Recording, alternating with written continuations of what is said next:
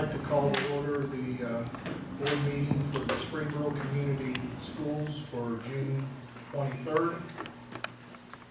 Roll call. Anderson. Here. Bab. Here. Boulanger. Here. Lunt. Stuckey. Here. Pledge.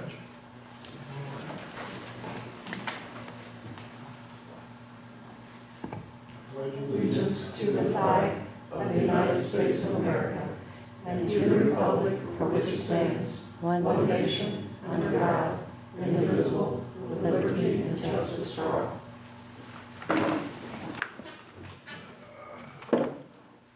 1.2, adoption of the agenda. Do you have a motion? So moved. Second? Roll call. Anderson.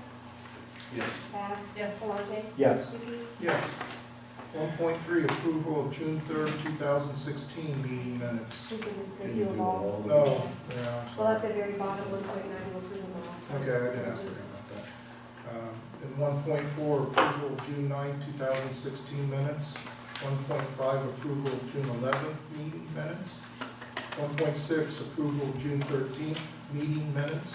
1.7, approval of June 14th meeting minutes. 1.8, approval of June 16th meeting minutes. 1.9. Should I just skip down to 1.9? And we like hearing your voice. I thought I had to go through them all and then No, get that's down. fair. You take that. Is there a, so moved to accept them all? And then just second. Roll Anderson. call. Yes. Bab. Yes. Boulanger. Yes. Stuckey. Yes. Public participation, 2.1 Springboro Education Association, 2.2 Springboro Classified, 2.3 Public Participation, prearranged, don't believe there was any, and then 2.4 Public Participation General. 3.1 Executive Session to consider the appointment, employment, dismissal, discipline, promotion, demotion, or compensation of a public employee or official, matters required to keep confidential by federal law or regulations of the state statutes. Do I have a motion to move into executive session? Second? Roll call. Anderson. Yes. Bab. Yes. Boulanger. Yes. Stuckey. Yes.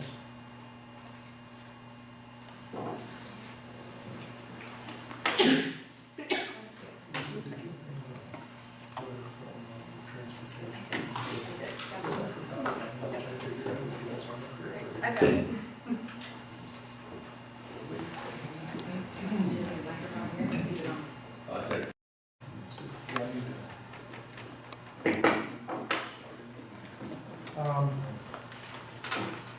Going down to convene for a work session.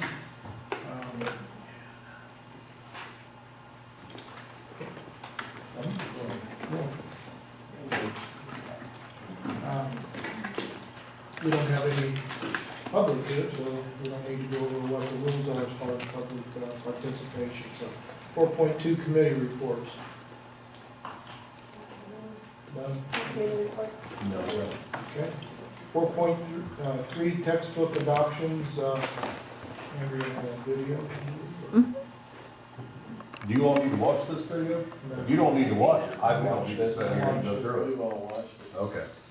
You don't want to watch it? No. If you went through all that trouble, I feel like maybe we should watch it. No, the board was given this video on Monday, that I Okay. had texted them a couple times, saying, hey, please watch it, because Okay. she gives you good stuff. They already have their information, and we're good to go. Are you okay with that, Mr. President? Absolutely. Okay. Okay, discussion of other business, anything coming up? Okay. Treasurer's report. Go ahead, Darren. The first thing I have tonight is, you can see all the attachments on board docs there. Ending in May, which we're, almost through June now, so I won't stick on May for too long. I'll kind of just give you an update on June. But for May, we ended the month with 17 million, a little over that. It was for all funds. In May, we had a couple expenditures that were pushed to June, so our estimates run a little bit, we were a little bit under even more for May than I was anticipating, but Looking into June, some of that's leveled back off. We are still going to be low, and I believe that we're going to close the fiscal year probably in the neighborhood of about $500,000, $500,000 below what I was anticipating spending, so that's really good. It's a tough month because typically we have millions of dollars in purchase orders open throughout the district, and it's kind of hard to determine how much everybody's going to spend on those purchase orders. So once you start to get towards the end of June and you're finding out, oh, you can close that, we don't need this, we don't need this, it actually kind of shakes out.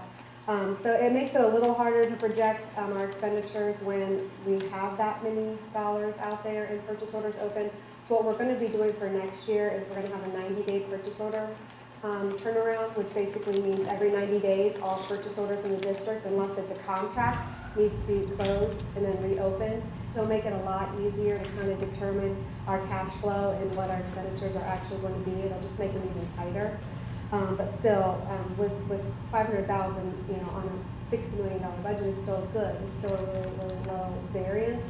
But we are looking to be better. So I think that's the main thing, is that we are under budget, and we're looking to be about $500,000 under budget, which will add to our bottom line. But again, some of that is just a deferral of expenses until the next Some school of year, it right? is a very So small it's- amount, about, I would say, around 100, maybe 150. But some of those that are anticipating, they're not sure the dollars are actually going to come in one for one of what they were projecting. So if those bills actually come in lower than their project amounts, then that amount might be higher. But there is a little variance there for that too. The point is, it might not be exactly $500,000 $500,000 pickup on the Mhm. 5-year. Yeah, If it some of may this not stuff be. is just slipping from. It just kind of depends how the bills shake out. And then 5.2, this is the final appropriations that I have to submit to the county for the year. I do it every year, either the first board meeting or second board meeting in June. This is just basically telling the county that we will not be spending over the amounts that are listed on here. It just protects, it's basically authorization that we have to spend. So what I usually do is do them a little higher than what we are actually going to spend, and then that way, if anything comes to the board for approval and we end up spending it, I never have to worry about us being over appropriated because we're going to citation. So that's what that's for. That's to submit our final for FY16 as well as our temporary appropriations for FY17, which allows us to start spending until the permanent appropriations are due, which are due in October. So I'll be bringing back permanent appropriations for FY17 between September and October 1st. How much of that cushion do you, cushion, and that's probably not the right word. We don't have Technical. cushion here. No, again, it's not real money, but I'm saying, how much above do you go to give us that if something were to come up? Just for that Basically, I capacity, don't have curiosity. I don't have a specific dollar, but what I ensure is that I never over appropriate more than we have. So basically, if we have 55, if our cash balance plus what we're anticipating receiving in revenue for the year, as long as those two amounts don't exceed what we believe we're going to spend, we're okay. So what I do is I usually look at the beginning of the year variance, the end of the year variance, and see where we're at, and I do a percentage, so that I give myself the buffer.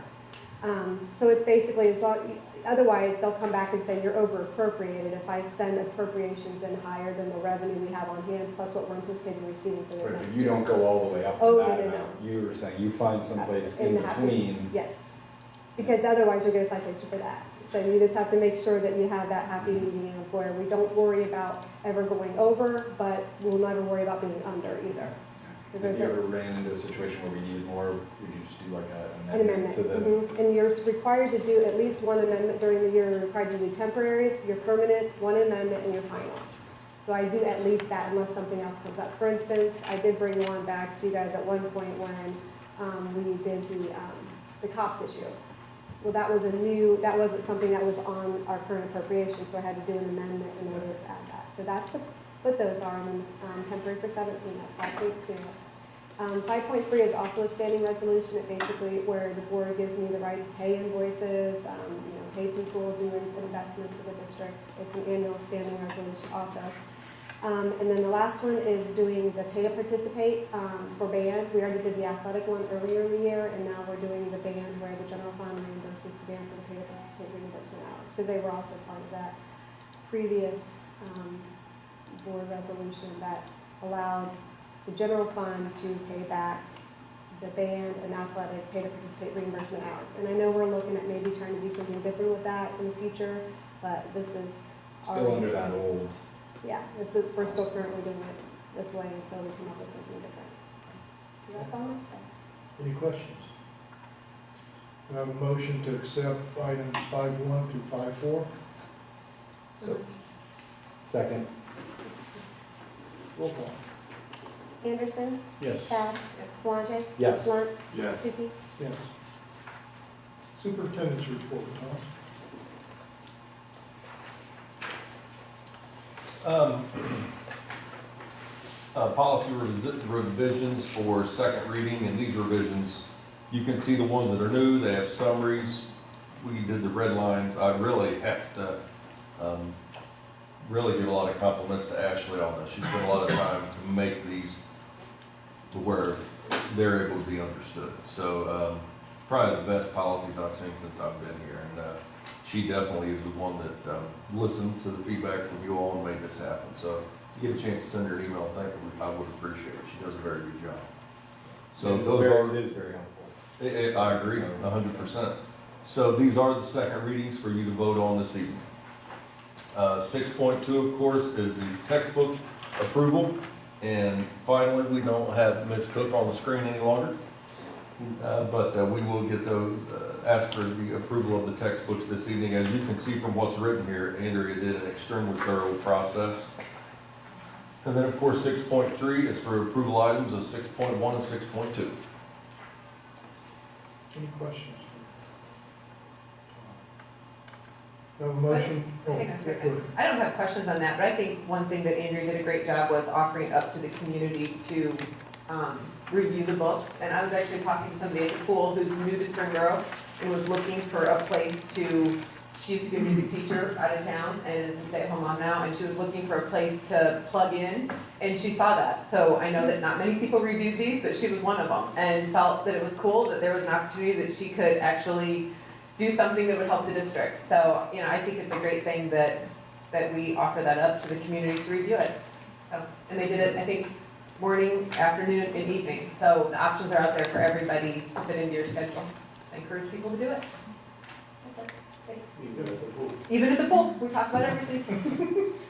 All right, do I have a motion to accept items 7.1 through 7.2? Oh, I'm sorry, I wrote down 6.1 through 6.2. Sorry.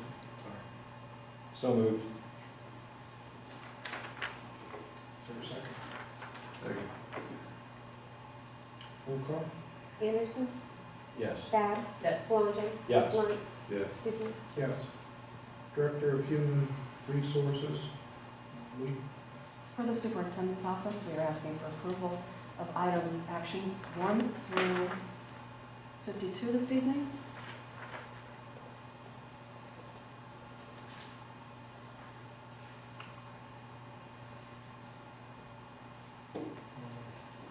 want to do 7.2? Oh, I'm sorry. Yeah, that's And okay.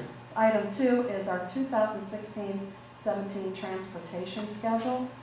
Those go out to bid, and so the union, along with Ms. Harlover, has come up with the beginning of the routes and what people will be actually driving the buses and at the rate in which they will be driving. So at this point, we ask for approval of items 7.1 and 7.2. Any questions? Do I have a motion to accept 7.1 through 7.2? Second? Roll call? Anderson, Yes. Bath, Palage, Yes. Blunt, Yes. Stuckey. Yes. Board member comments, questions, announcements? Mr. Love? I don't think I have anything tonight. Mr. I don't have a lot other than just to say thank you to the folks that took the time to fill out the survey regarding the new superintendent, and I hope that we see a lot of folks participate in the planned activities for the 11th to come out and meet the final candidates and offer their opinion. So I hope that our staff and administrators and our parents and community members take the opportunity to come out and meet with the candidates, wherever they end up being, on the 11th. But I just wanted to say thanks to those that took the time to fill out the survey. I know for the summer it was pretty good response. That's all. Yeah, I have something I want to read, and I normally would not have read this without permission, but I asked the dad's permission, and I can't pull up Facebook because of our connectivity in here. But I had posted, can anybody pull up Facebook? It's by design, Lisa, to keep Would you you, off. would you mind pulling it up and pulling up my Facebook page? Sure, I can try. It was, the county prosecutor sent something out saying that he was asking kids that had been involved with the bomb threats to write personalized letters to everybody in the school district that they were involved with. And I think this was impacting Lebanon, I think, at the time. And I just thought it was really cool that the prosecutor is coming in and supporting and doing things that, you know, the school's taking it very seriously and the prosecutor is too. So I shared that on my Facebook page. And there's a dad that had been part of one of the bomb threats. And I told him, I asked him if I could share this at the school board meeting. And I said, I of course wouldn't share your name. And he said, actually, I'm not embarrassed to be his dad. Okay, thank you. Okay, so I had shared it, and the dad's response was, hang on a second, how do we get to comments? Okay, sorry, technical issues. You just go with the, you have it there. No, this is my index. So I shared with the dad, or I shared with just thanking the county prosecutor for supporting us. And the dad, whose son was part of one of the bomb threats that my family knows. And I had asked my husband, who wanted to reach out to him, knowing that their family was going through stuff. I asked him not to because of me being on the board and knowing that there might be some involvement there. So we had not spoken to him and had not had any conversations around it. And he responded to my Facebook post. And he said, he isn't included in Prosecutor Forenshel's current trials, but my son was one of the kids that made a bomb threat this year. Yes, let the judgment commence. It was a terrible decision that impacted the school, the students, the community, my son, and my family in immeasurable ways, and we apologize for his dumb actions made on a dare by his friends. But let me please add to your post, Lisa, about the school not doing enough, because I stated in there, a lot of people don't think the school does enough, but they don't realize our hands are tied. We're doing as much as we possibly can.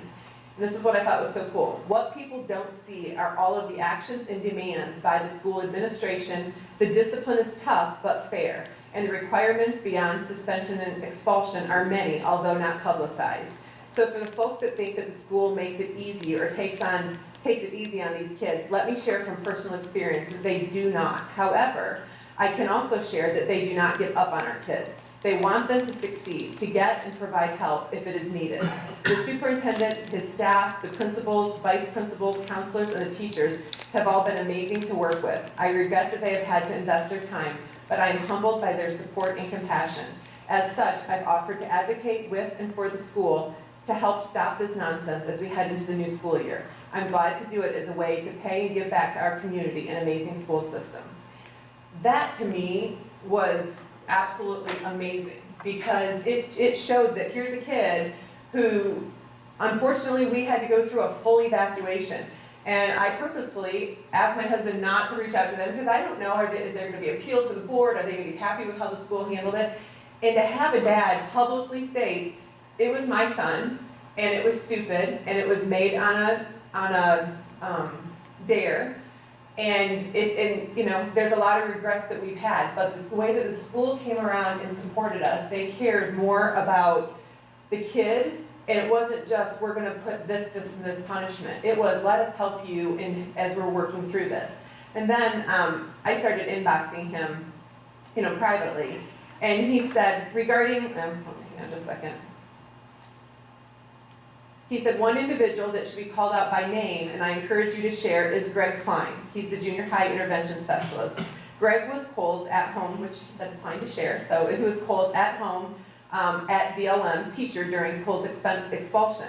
He did an absolutely amazing job to work with Cole, and me too, through this whole ordeal. And he helped Cole to actually have the best freshman quarterly grades with 4 A's and 2 B's. His communication was awesome, and his effort was beyond any contractual monetary boundary.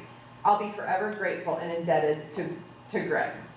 And that's just, that to me, it's easy to get caught up into everything that's happening. But when you hear about a situation like this, that it impacted so many people in the district, and yet you have a parent whose kid, had a lot of consequences with that, but he looked at the school who put these consequences forth, and he said, thank you for what you're doing, and let me do what I can. And that just says a lot about the way that everybody is handling when we're in crisis situations. So I was appreciative that he let me share that, because a lot of times we just hear the frustrations and the school's not doing enough, and you kind of get beat up with those things. But here we've got a parent who's saying, it's the school that got us through this, and we're apologizing, and what can we do to give back? So I just thought that was a cool story. So that's it.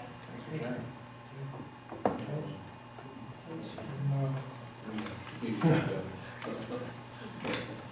don't have any either. Is there any announcements or future considerations? And we don't need the second executive session, so. That's it, right? Adjournment?